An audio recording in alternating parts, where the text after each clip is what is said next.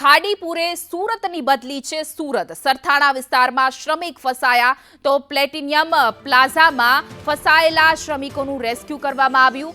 વિટીનગર રોડથી 20 શ્રમિકોનું rescue કરવામાં આવ્યું છે, કારણ કે ખાડીના જે પાણી છે તે વિસ્તારમાં ઘૂસી ગયા છે। તેને લઈને સરથાણા પ્લેટિનિયમ પ્લાઝામાં કેટલાક શ્રમિકો ફસાયા હતા, જેઓનું રેસ્ક્યુ કરવામાં આવ્યું હતું। ખાડીપુરે સુરતની સુરત બદલી છે, કારણ કે અતિ વરસાદને કારણે અનેક વિસ્તારોમાં પાણી ભરાઈ ગયા છે।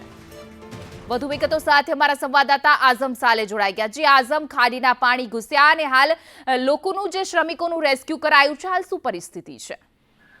સુરતના સરથાણા વિસ્તારની અંદર જે ખાડી નજીકથી પસાર થાય છે, તે ખાડીના નજીકમાં આવેલા વિસ્તારોમાં છેલ્લા 2 દિવસથી પાણી દેખાઈ રહ્યા છે।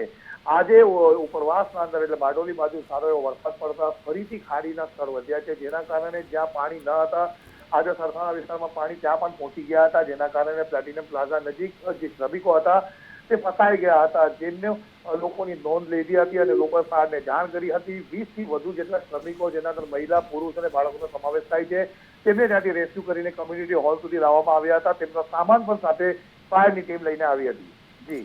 જી આઝમ, સમગ્ર માહિતી બદલ આભાર।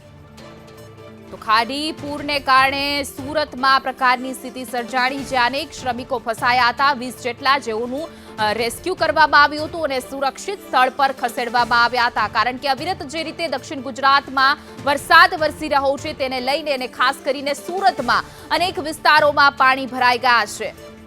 તો ખાડી પૂરને કારણે આ પ્રકારની સ્થિતિ સર્જાણી છે, અનેક લોકોનું રેસ્ક્યુ કરવામાં આવ્યું છે। તો નીચાણવાળા જે વિસ્તારોમાં વસતા લોકોને પણ સ્થળાંતર જગ્યાએ ખસેડી દેવામાં આવ્યા છે અને જે શ્રમિકોનું હતું તેઓનું પણ રેસ્ક્યુ કરવામાં આવ્યું છે। નીચાણવાળા વિસ્તારના જે ઘરો છે તેમાં પણ પાણી ઘૂસી ગયા છે, અત્ર તત્ર સર્વત્ર પાણી જ જોવા મળી રહ્યું છે। તો આ દ્રશ્યો અમે તમને બતાવી રહ્યા છે કે ઘરોમાં પાણી ઘૂસી ગયા છે, લોકો ઘરની બહાર નથી નીકળી શકતા, ત્યારે કફોડી પરિસ્થિતિને કારણે લોકોનું રેસ્ક્યુ કરવામાં આવી રહ્યું છે।